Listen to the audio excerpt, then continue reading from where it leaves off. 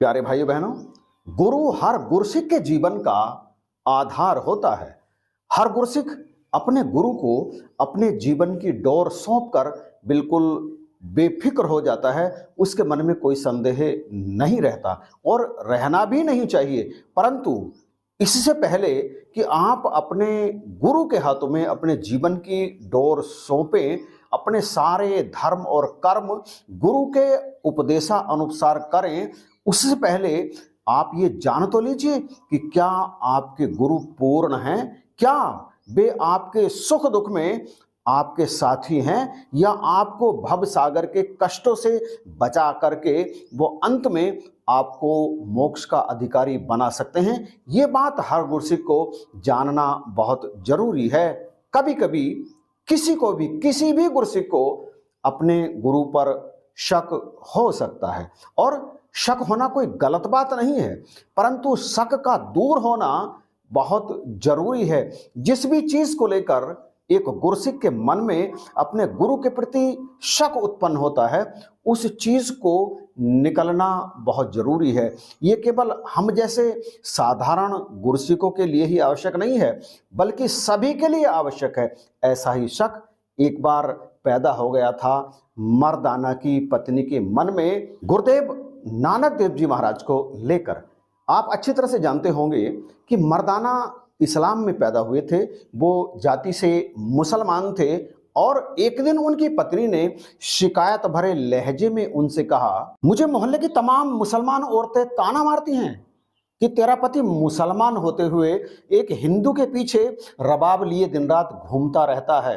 और आप जानते हैं रबाब एक वाद्य यंत्र था। जब नानक देव जी महाराज अपने शब्द गाते थे तो मर्दाना रबाब बजाते थे। दोनों की जोड़ी ऐसी थी कि उनके रबाब की आवाज और नानक देव जी महाराज के ताल, इन दोनों को सुनकर पूरा माहौल मंत्र मुग्ध सा हो जाता था। और उसी रबाब के बारे में कहती है मर्दाना की पत्नी कि मोहल्ले की औरतें, मुसलमान औरतें मुझे ताना मारती हैं कि तेरा पति मुसलमान होकर एक हिंदू के पीछे रबाब लिए घूमता फिरता रहता है। इस पर मर्दाना ने कहा, तो फिर तूने उन औरतों से क्या कहा? इस पर मर्दाना की पत्नी बोली, मैं क्या कहती, ठीक ही तो कहती हैं। एक मुसलमान को एक हिंदू के पीछे चलना क्या अच्छा लगता है? हमारा धर्म तो बहुत अच्छा है, आप क्यों उनके पीछे चलते फिरते रहते हैं? इस पर मर्दाना ने पूछा, मैं तेरे से ये पूछ रहा हूं कि जब उन औरतों ने तुझसे ऐसा कहा तो पलटकर तूने उनसे क्या कहा?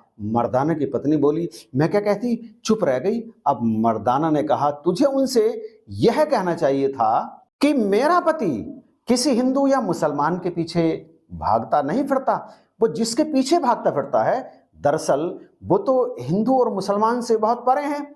उनके लिए हिंदू मुसलमान सब समान ही हैं। वो तो एक खुदा, एक राम, एक ईश्वर के उपासक हैं और सबको उन्हीं के बारे में बताते हैं। उनके लिए हिंदू मुसलमान कुछ भी नहीं है। मेरे पति ऐसे गुरु के पीछे पीछे रबाब लेकर के घूमते फिरते रहते हैं। इस पर मर्दाना की पत्नी जरा सा भी संतुष्ट नहीं हुई। उसने कहा, यदि आप ऐसा कहते हैं कि गुरु नानक देव जी महाराज किसी भी जाति धर्म संप्रदायों से बहुत ऊपर हैं, वो किसी भी संकुचित दायरे में बंधे हुए नहीं हैं, वो कहीं भी चले जाते हैं, तो फिर तुम्हारे गुरु ने आज तक हमारे घर पर आकर भोजन क्यों नहीं किया?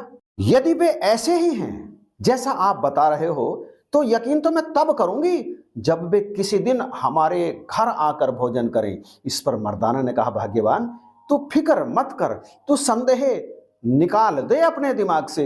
मेरा गुरु ऐसा ही है। ये जाति, ये धर्म, ये संप्रदाय, ये संकीर्णता, ये सीमित दायरे उनके लिए कोई मायने नहीं रखते। निश्चित जान, वे खुदा अल्लाह एक ही मानते हैं इन दोनों को। उनकी नजर में केवल और केवल इंसान की कीमत है। इस पर मर्दाना की पत्नी ने कोई यकीन नहीं किया। कहने लगी, मैं भोजन बनाऊंगी अपने घर, परंतु वो आएगा नहीं, ये मेरा दृढ़ विश्वास है। आपको पता हो या ना हो, परंतु मैं जानती हूं कि वो बेदियों का वंशज है, बड़े ऊंचे कुल का है। अपने कुल को छोड़कर वो कहीं भोजन नहीं करेगा। मैं बनाऊंगी भोजन, परंतु वो खाएगा नहीं मेरे हाथ का, बिल्कुल भी नहीं खाएगा वो मेरे हाथ का। क्योंकि एक तो मैं मुसलमान, ऊपर से मरासी मुसलमान, वो कभी भी इतने ऊंचे कुल का व्यक्ति, इतने ऊंचे कुल का नानक हमारे घर भोजन नहीं करेगा, ये मेरा दृढ़ विश्वास है। मर्दाना ने भी कह दिया, ये तेरा दृढ़ विश्वास है तो मेरे दृढ़ विश्वास की बात सुन, वो यहां आएंगे, भोजन करेंगे, तू अभी तैयार कर भोजन, मैं अभी बुलाने के लिए जाता हूं और तुझसे पक्का वादा कर रहा हूं, यदि उन्होंने हमारे घर भोजन नहीं किया ना तो यारी खत्म, मेरी और उनकी यारी टूट जाएगी। परंतु मैं तुझे यकीन दिलाता हूं, यारी टूटेगी नहीं, क्योंकि मुझे पता है, मैं जानता हूं उन्हें, वो हमारे घर भोजन जरूर करेंगे।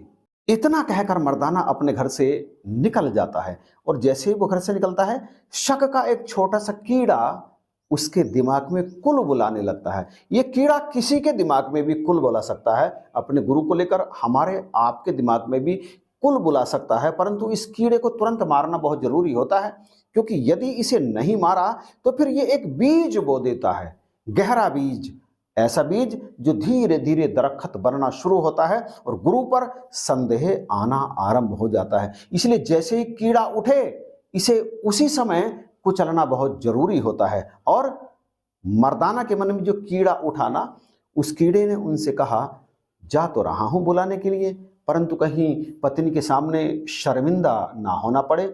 बाबा ने आने से मना कर दिया तो क्या करूंगा। और अभी वो अपने घर से 200 कदम दूर ही चला था कि सामने से नानक देव जी महाराज आते हुए दिखाई दिए। मर्दाना पास पहुंचा, पूछा, बाबा जी आप कहाँ चले। इस पर नानक देव जी महाराज मुस्कुरा कर बोले, मर्दाने कई दिन से दिल कर रहा था कि तेरे घर का भोजन करूं, फिर मन में आया चलो आज दोपहर का भोजन तेरे घर करते हैं, तो तेरे घर को जा रहा था, चलें तेरे घर। और प्यारे भाई बहनों, मर्दाना रो पड़ा, चीख निकल गई उसके कंठ से, सिसकते हुए बोला, बाबा जी एक छोटा सा रत्ती भर शक आ गया था मेरे मन में आपको लेकर, परंतु वो अब दूर हो गया है। गुरु तो आप हैं, आप साझे गुरु हैं। और ऐसा कहकर मर्दाना उनके सामने हाथ जोड़कर झुक गया।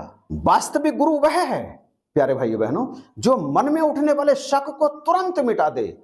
किसी तरह का संदेह एक गुरसिक के मन में नहीं आता, क्योंकि वास्तविक गुरु तो गुरसिक के अंदर की भावना भी जानता है, उसके मन में क्या चल रहा है, उसके हृदय में क्या भरा है। गुरु से कुछ भी छुपा नहीं है। इसीलिए तो कहते हैं, गुरु को सर पर राखिए चलिए आज्ञा माही, कहे कबीरता दास को 3 लोक भय नाही। गुरु पीर पैगंबर अवतारी पुरुष किसी एक जाति धर्म संप्रदाय के थोड़ी होते हैं, किसी एक विशेष संप्रदाय की बपोती थोड़ी होते हैं, वे तो साझा होते हैं, सबके होते हैं, समस्त इंसानियत के होते हैं। क्या हिंदू, क्या मुस्लिम, क्या सिख, क्या ईसाई, क्या जैन, क्या बौद्ध, क्या पारसी, क्या जाति पाति, वो तो सभी के होते हैं। सूरज रोशनी देता है, किसी एक का थोड़ी होता है सूरज, वो तो सभी का कल्याण करता है।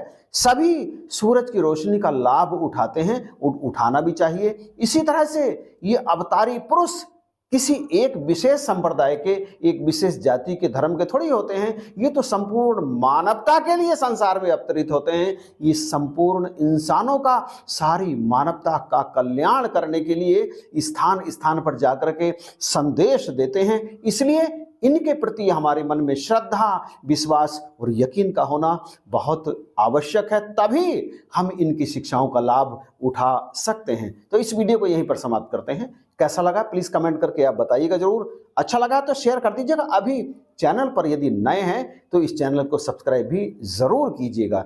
इन्हीं शब्दों के साथ आप सभी को जय हिंद, नमस्कार और प्यार भरी धन्यवाद।